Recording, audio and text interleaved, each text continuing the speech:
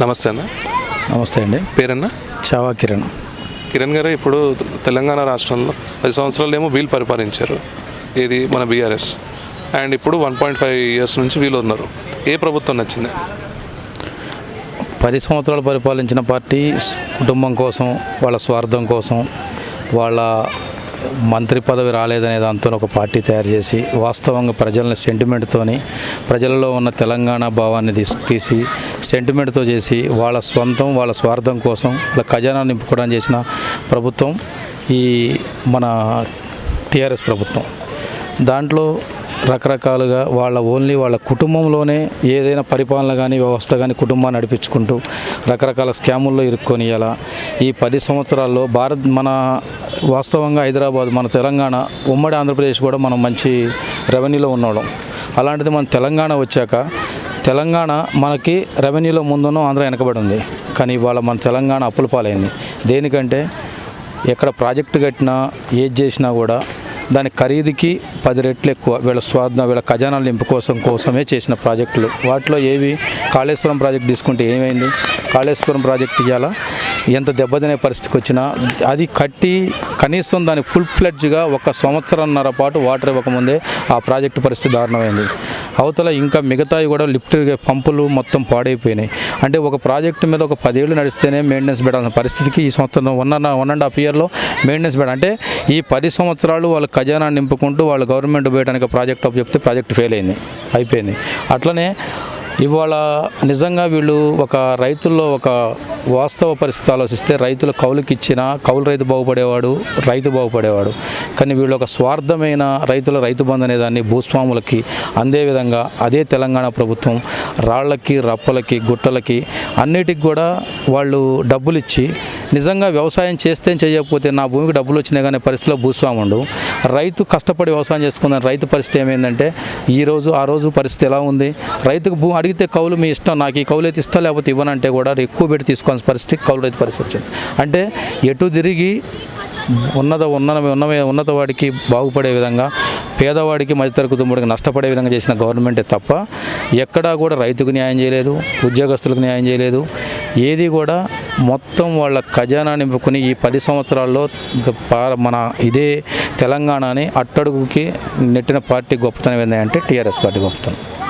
ఇప్పుడు 1.5 ఇయర్స్ నుంచి కాంగ్రెస్ వాళ్ళు చాలా గొప్పలు. ఎందుకంటే 70 సంవత్సరాల నుంచి దేశాన్ని పాలిస్తున్నాం, దేశంలో మేము చేసినంత గొప్ప లేదని చెప్పి దేశంలో ఏం జరిగేది అనేది కనీసం ఒక భారతీయుడిగా, ఒక ఇండియన్గా, ఒక హిందువుగా భారతీయులు నిజంగా మన సంస్థలు, మన సంస్కృతులు, మన సాంప్రదాయాలని తొంగలో దొక్కి నిజంగా ఇక్కడున్న ఏదైతే మన మీద పెత్తనం జలాయించినట్టు బుక్స్ రాసిపోయిన ప్రభుత్వం ఈ కాంగ్రెస్ ప్రభుత్వం. దేశవ్యాప్తంగా కూడా ఏదైతే మన ఎవడైతే బానిసత్వంగా పరిపాలించిండో వాడి గురించి రాశారు, వాళ్ళ గురించే మాట్లాడారు, వాళ్ళ గురించే మన బుక్కుల్లో చూపించి మనల్ని కూడా ఏంటిదని ఆలోచన లేకుండా చేశారు. అదే నిజంగా ఇవాళ ఒక శివాజీని కావచ్చు, అంతకుముందు ఝాన్సీ లక్ష్మి కావచ్చు, రుద్రమాబాయి, వీళ్ళందరి గురించి బుక్స్లో రాయడానికి వీళ్ళు ఎంత రాశారు, బుక్స్లో ఎక్కడ చూపించారు? నిజంగా ఔరంగజేబు ఎంతమందిని ఏం చేశాడు, కానీ ఏం రాశారు బుక్కుల్లో? వాళ్ళ మొత్తం వారసత్వ పాలన గురించి రాశారు. అంటే ఈ వ్యవస్థ వీళ్ళు ఎవరయ్యా అంటే పరాయి దేశం వాళ్ళు మన పాలన, కాంగ్రెస్ అనే పార్టీ మన పాలన చేసి ఇవాళ తెలంగాణకు వచ్చేసరికి 6 గ్యారెంటీలు అనే పెద్ద ఒక పథకం తీసుకొచ్చి 6 గ్యారెంటీల్లో కనీసం ఉన్న రైతులకు ఉపయోగపడే పథకాలను కూడా కనీసం 20% చేయలేకపోయింది. ఈ ప్రభుత్వం ఏం చేసింది? చిత్తశుద్ధితో ఏం పని చేసింది చెప్పండి ఒకసారి. ఇవాళ ఉన్న 6 గ్యారెంటీల్లో వాస్తవంగా మాట్లాడితే రైతు రుణమాఫీ చేసి ఏం చేసినావు? 2 లక్షల రుణమాఫీ నేను ఎవరు చేయమని అడిగారు? ₹1,00,000 రుణమాఫీ మొత్తం చేస్తున్నాను అందరు రైతులకి. ఎక్కడ చేశారు?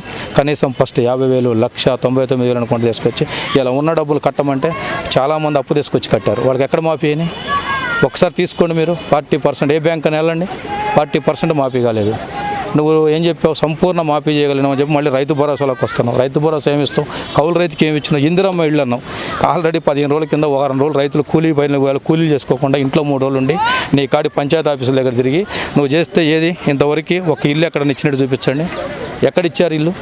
అది కేంద్ర గవర్నమెంట్ 3 లక్షల రూపాయలు ఇస్తే నువ్వు 2 లక్షలు ఇవ్వడానికి ఇంత ఇబ్బంది పడుకుంటూ దాన్ని కూడా చేయలేక ముందు చేయలేక ఇవాళ మొన్న ఒక చిన్నది అది మరి అది కరెక్టో తెలియదు మీ మీడియా మిత్రులు చెప్పాలి. ఒక ఇండియా టుడేతో ఏదో సర్వేకి ఆయన కూర్చుంటే సీఎం గారు 6 పథకాలు కాదు కదా రెవెన్యూ పాడైపోద్ది ఏమి చేయలేమంటే ఇది తెలియదా నీకు ముందు నువ్వు అంతో ఎంతో ఇదివరకు రాజకీయాల్లో ఉన్నాడువే రాజకీయాల్లో నీకు అన్ని అంటే నీ చుట్టూ సలహాలు చెప్పేవాడు అన్నీ ఉంటారు ఉండగా నువ్వు ఎట్లా చేసినావు ఈ పథకాలని అంటే నీ స్వార్థంగా నీ గవర్నమెంట్ కోసం నువ్వు కూడా కొత్త ఖజానా తయారు చేసుకోవడం కోసం చేసినట్టే ఉంది తప్ప ఎక్కడా కూడా ప్రజలకు న్యాయం చేయడానికి వచ్చిన పార్టీలు కావివి ఇవి చేయవు కూడా న్యాయం చేయవు కూడా చేసే పరిస్థితి కూడా లేదు. ఇవాళ ప్రజలు వచ్చి ఏ గవర్నమెంట్ కన్నా కనీసం 2 ఏళ్ళు 3 ఏళ్ళు ఆలోచిస్తారు. వీళ్ళని చూశాక కనీసం ఎందుకు ఓటేసామని ఎందుకు ఓటేసాము అనే పరిస్థితిలో చంపలేసుకునే పరిస్థితి ప్రజలకే వచ్చింది. ప్రజలే బాధపడతారు మేము అనవసరంగా మేము ఈ పార్టీకి ఓటేసి గెలిపించేయాలి మా పరిస్థితి ఇలా ఉందనేది. అయితే రైతు బంధు ఇచ్చేసారు రైతు భరోసా కింద ఇచ్చామని చెప్పేసుకుంటాం మాట్లాడుతున్నారు కదా. ఒకటండి రైతు బంధు అన్నారు కదా అదే రైతు భరోసాగా మార్చుకున్నారు దాన్ని. ఆ రైతు భరోసాని కనీసం మధ్య తరగతి చిన్న రైతు అంటే 5 ఎకరాల వరకు పర్ఫెక్ట్గా ఇచ్చేయాలి ఒకేసారి చేయాలి. అరెకరానికో ఎకరానికో ఇచ్చి కొద్ది రోజులు తర్వాత 2 ఎకరాలకు 3 ఎకరాలకు లోపున వాళ్ళ కొద్ది రోజులు. ఇక్కడ కూడా మీరు కొన్ని ఎగ్జాంపుల్ తీసుకుంటే ఒక గ్రామాలకు పోతే మీరు తెలుసుకోండి మీరు ఇప్పుడు మీరు ఏదన్నా ఇలా మీడియాతోనే వాస్తవంగా ఏదైనా సరే మీడియాతోనే ముందుకు వచ్చే పరిస్థితి ఉంది కాబట్టి గ్రామాల్లో పోతే కొంతమంది ప్రత్యక్షంగా నేను కొన్ని గ్రామాల్లో చూసిన ఏదైతే ఆ పార్టీ నాయకులు ఉన్నారో మరి అది ఎలా జరుగుతుందో తెలియదు కానీ వాళ్ళ వరకు వచ్చి సామాన్య రైతు రాని నేను ఎగ్జాంపుల్ తీసుకుని నా ఎమ్మటి వస్తే 10 గ్రామాలు వినిపిస్తా 3 ఎకరాలు ఏంటి కనీసం 5 ఎకరాలు 3 ఎకరాలు ఏంటి మళ్ళీ పెడతా అంటే మళ్ళీ సంవత్సరం అయిపోతుంది ఇంకో సంవత్సరం వస్తుంది. అదే కేంద్ర ప్రభుత్వం చేస్తుంది రైతు భరోసా ఎలా ఇది మన ప్రధానమంత్రి కిసాన్ సమ్మాన్ నిధి ఎలా చేస్తుంది కిసాన్ సమ్మాన్ నిధి 10 గుంటలు ఉన్న భూమివాడికి అదే 5 ఎకరాలు ఉన్న భూమివాడికి అదే అంటే 10 గుంటలోడికి ఎంత న్యాయం చేస్తే 6,000 రూపాయలు ఎంత న్యాయం చేస్తే 10 గుంటల భూమి ఉన్నోడికి 10 గుంటల పెట్టుబడి పెట్టుకుంటే ఇంకొక 1000 రూపాయలు మిగులుతాయి ఆయనకి. అంటే రైతు భరోసా నిజంగా వీళ్ళు రైతు భరోసా చేయదలుచుకుంటే మినిమం 5 ఎకరాల ఇట్లా పెట్టేసి ఒక్కసారి చేయాలి తప్ప దీన్ని విడతల వారీగా 3 ఎకరాలకి ఇస్తా 2 ఎకరాలకి ఇస్తా 5 ఎకరాలకి ఇస్తా అంటే సేమ్ ఏదైతే మన రుణమాఫీ ఉందో సగం చేసి వదిలిపెట్టిందో దీన్ని కూడా అదే పరిస్థితి తీసుకొస్తారు వాళ్ళు చేయలేరు. అలా చెప్తూనే ఉండదు కదా చేతులు ఇచ్చేసాం మా వల్ల కాదు ఈ పథకాలు ఈ గ్యారంటీలు మేము వీలేమంటూనే ఉన్నారు కదా. ఇప్పుడు మరి నిరుద్యోగుల వరకు వస్తే ఇప్పుడు డిఎస్సి నోటిఫికేషన్ రిలీజ్ చేశారు డిఎస్పి ఆల్రెడీ భర్తీ చేశారు అండ్ మొన్న గ్రూప్ 1 గ్రూప్ 2 కూడా రిలీజ్ చేశారు అవి కూడా రిజల్ట్స్ వచ్చాయి వాళ్ళు రేపు కొలువు ఎక్కుతారు మరి దానిపై మీ ఒపీనియన్. ఇప్పుడు కొలువు ఎక్కాక మాట్లాడుకుందాం సంతోషంగా ఒకటి. రెండోది మొన్న ఎమ్మెల్సీ ఎలక్షన్స్ గురించి ఏం మాట్లాడారు మేము వాళ్ళు పెండింగ్ పెట్టారు పిఆర్సీలు మొత్తం మేము ఇచ్చుకుంటాం మేము మొత్తం ఇస్తామన్నారు ఒక్కటి ఇచ్చారు ఒక్కటి చేంజ్ చేశారు ఇంకెన్ని వీళ్ళు ఒకటి ఇచ్చేసరికి మళ్ళీ ఒకటి వచ్చేసింది అంటే 5 పెండింగ్ వాళ్ళు పెట్టింది పెండింగే వీళ్ళు పెట్టారు కేవలం ఎలక్షన్స్ కోసం ఎమ్మెల్సీ ఎలక్షన్లో. కనీసం మీరు ఒకటి ఆలోచించండి ప్రజలు ఇప్పుడు మన మీడియా మిత్రులు మేము ఒకటే ఇప్పుడు మీరు వాళ్ళు అనుకున్నట్టు నిజంగా చేయదలుచుకుంటే గవర్నమెంట్ ఎక్కడన్నా ఇంతవరకు చూసామా ఏది క్యాండిడేట్ నిలబెట్టకుండా మన ఎమ్మెల్సీ ఎలక్షన్స్ కానీ ఏమైనా స్థానిక సంస్థల ఎలక్షన్స్ విషయాలకు వస్తే కానీ ఏవైనా సరే గవర్నమెంట్ ఏది ఉంటే అది గెలిచే పరిస్థితి ఉంటుంది. ఎందుకుంటుంది గవర్నమెంట్ మీద సానుభూతి ఇవాళ గవర్నమెంట్ మీద సానుభూతి కాదు కదా ద్వేషంతోనే ఇవాళ గవర్నమెంట్ మీద ఉన్న వ్యతిరేకతతోనే అక్కడ 2 ఎమ్మెల్సీలు ఎవరు అక్కడ కేంద్రంలో ఉన్న వాళ్ళు గెలుచుకుంటారు. ఇక్కడ వచ్చేసరికి కూడా ఒక యూనియన్ వాళ్ళ స్టూడెంట్ వాళ్ళ ఏదైతే టీచర్స్ యూనియన్ ఉందో అది గెలుచుకోగలిగింది తప్ప ఇక్కడ ఉన్న వాళ్ళు అక్కడ కానీ ఇక్కడ కానీ 3 ఇంతకంటే అవమానమైన పరిస్థితి ఇంతకంటే దాని వ్యతిరేకత ప్రభుత్వ వ్యతిరేకత ఎక్కడ ఉంటుందా అసలు ఇంకా వీళ్ళు ఇలా అదే మీరు అన్నారు ఉద్యోగాలు ఇచ్చి తీస్తారు అన్నీ తీస్తారు పేర్లు అన్నీ బయటకు వస్తాయి కానీ ఒక కొలువులో కూర్చోబెట్టినాడు కదా మనం అనుకోవాల్సింది కొలువు చేయడానికి దాన్ని ఏదో చెప్పుకుంటూ జరిపించుకుంటూ పోతారు ఇంకా సంవత్సరం రేపు నిజంగానే మనం అనుకున్నట్టు సంతోషంగా వాళ్ళు ఈ 10 రోజుల్లో వారిలో కూర్చోబెట్టడానికి సంతోషపడరు ఎందుకంటే అదొక మంచి పని చేశారు అనుకుందాం. ప్రతి స్కీమ్కి రేషన్ కార్డ్ అనేది ప్రాధాన్యంగా ఇప్పుడు మళ్ళీ అడుగుతున్న డాక్యుమెంట్ దాని బదులు ఆల్టర్నేట్గా ఇంకేమైనా డాక్యుమెంట్ చేస్తే బాగుంటుందా లేకపోతే దీనిపై మీ ఒపీనియన్. నేనేమంటానంటే ఒకటి రేషన్ కార్డును కూడా తప్పులు ఉన్నాయి పాత వాళ్ళు చేసినా కొత్త వాళ్ళు చేసినా మేము కోరి నాకున్న ఉద్దేశం ఏంటంటే ఒక రైతుగా ఇవాళ ప్రతి రైతు పండించాల్సింది సన్న బియ్యం అనేవి రైతులు పండించినాక ఆ సన్న బియ్యాన్ని వాస్తవంగా మార్కెట్లో అమ్ముకొని రైతులకి రైతులు రేటు రాక రైతుల దగ్గర ఉన్నప్పుడు రేటు ఉండవు మార్కెట్లోకి వచ్చి అవి ఏదైతే బయ్యర్ల దగ్గరకు వచ్చి మధ్యవర్తి దగ్గరకు వచ్చినా రేటు పెరిగిపోతుంది బియ్యం రైతు అమ్మేనాడు 2,300 రూపాయల వడ్లు బియ్యం అమ్మేనాడు 6,000 దాడుతున్నాయి అంటే ఎంత రైతు నష్టపోతుండో. దీనికి కారణం కూడా ఈ ప్రభుత్వాలు దేనికి కారణం అంటే ఆల్రెడీ కేంద్ర గవర్నమెంట్ ఏం చెప్పింది ఏ వడ్లైనా కొను సన్న వడ్లకు రేట్ ఎక్కువ ఇచ్చి తీసుకొని దాని మీద ఏంటంటే అదే నువ్వు రేషన్ కార్డు సంబంధించిన దాంట్లో ఆ సన్న బియ్యం ఇచ్చి ఉంటే ఇలా ఈ బియ్యాన్ని పట్టుకునే స్కాములు కానీ బియ్యానికి ఇబ్బంది జరిగే పరిస్థితులు కానీ ఏవీ రావు. ఒకటి మీరు చెప్పారు కదా, ఇప్పుడు దీనికి బదులు ఏదన్నా అంటే వాస్తవంగా గుర్తింపు అనేది మనకి ఇప్పుడు ప్రజలు వాస్తవం నరేంద్ర మోదీ గారు అంటే మన ఏదైతే రాష్ట్రం గురించి దేశం గురించి మాట్లాడుకుంటున్నామో ఖచ్చితంగా భారతీయ పౌరసత్వం ప్రకారం వాస్తవంగా ఇక్కడున్న పౌరుడిగా గుర్తించాలంటే నిజంగా పాస్పోర్టు అన్నీ ఉండాల్సిందే. ఎందుకు ఉండాలి అంటే ఇవాళ మన దేశం ఎంతోమందిని మన దేశంలో ఉండి మననే తిట్టు మననే కొట్టు మనకే ఇబ్బంది జరిగే ప్రతి చుట్టూ మన ఇళ్ళ చుట్టూ కూడా ఉండే పరిస్థితి పడుతున్నాం ఇలా. నేను ఏమంటున్నా అంటే రేషన్ కార్డు బదులు ఆధార్ కార్డు తెచ్చింది కూడా 2011లో వీరే కదా, యూపీఏ గవర్నమెంటే కదా. అదే ఆధార్ కార్డుని ప్రాధాన్యం చేసుకుంటూ ఒక ఇన్కమ్ సర్టిఫికేట్ చేసుకుంటూ ఈ స్కీమ్స్ ఇవ్వచ్చు కదా, ఎందుకు ల్యాగింగ్ అంటున్నా? ఒకటండి, నా ఇన్కమ్ సర్టిఫికేట్కి వచ్చేసరికి మీరు చెప్పిన మాట మంచి మాట. రేషన్ కార్డు లింక్ అనేది దానికి కూడా నాదొక ఆన్సర్ ఏంటంటే రేషన్ కార్డు ఎవరికి ఉండాలి, మధ్యతరగతి కుటుంబాలకు రేషన్ కార్డు కావాలి. ఎందుకు కావాలంటే ఆధార్ కార్డు అనేది ప్రతి ఒక్కరికి ఉంటుంది, అందరికీ ఉంటుంది. ఏది పెద్దవాడికి ఉంటుంది, చిన్నవాడికి ఉంటుంది, వాడు ఏదైనా ఉంటుంది. మనం ఏమంటున్నాం అంటే ఆ రేషన్ కార్డు నిజంగా అర్హతడికి ఇచ్చి అదే కుల సర్టిఫికేట్ కావచ్చు, ఇన్కమ్ సర్టిఫికేట్ కావచ్చు, ఇవన్నీ కూడా ఎవరికి ఇవ్వాలండి? పేదవాడికి ఇచ్చి వాడిని ఎంకరేజ్ చేసి వాడి స్కూల్ కానీ వాడికి కావాల్సిన పథకాలు కానీ వాడికి కావాల్సిన అనౌన్స్ చేయాలి కదా.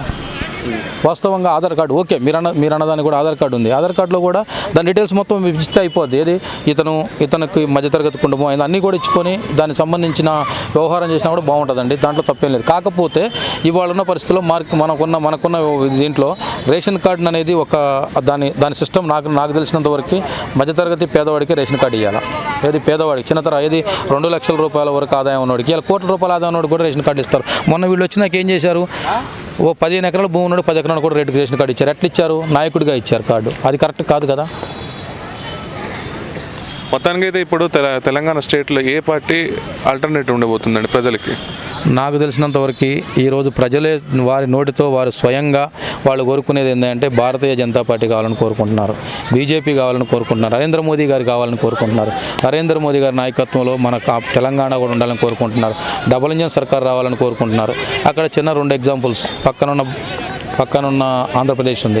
ఇవాళ కూటమితో పనిచేయటం వల్ల వాళ్ళకున్న వనరులు కానీ వాళ్ళకున్న వాస్తవంగా 5 సంవత్సరాలు బాగా వెనకబడిపోయిన ఆంధ్రప్రదేశ్లో ఇవాళ మళ్ళీ ముందుకు వచ్చే పరిస్థితి పడుతుందంటే అది కేంద్ర ప్రభుత్వం గొప్పతనమే ఉంది.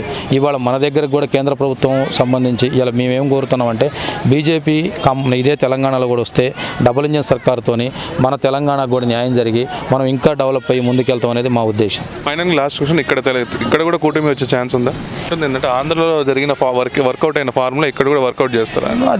అది అక్కడ పెద్దవాళ్ళ నిర్ణయం ఉంటుందండి. వాస్తవంగా వాళ్ళకు కూడా ఆలోచన ఉంటే ఖచ్చితంగా దాన్ని కూడా ఫాలో అవుతారని అనుకుంటున్నాం. అయినా సరే ఇక్కడ తెలంగాణ ప్రజలు మాత్రం 100% బీజేపీని ఖచ్చితంగా మేము ఎంతమందిని చూసాము, ఖచ్చితంగా బీజేపీని చూడాలి, బీజేపీకి ఓటేయాలి, బీజేపీ ఇక్కడ రావాలని ప్రజలు స్వచ్ఛందంగా కోరుకుంటున్నారు ఇక్కడ. ఓకే అండి, థ్యాంక్ యూ.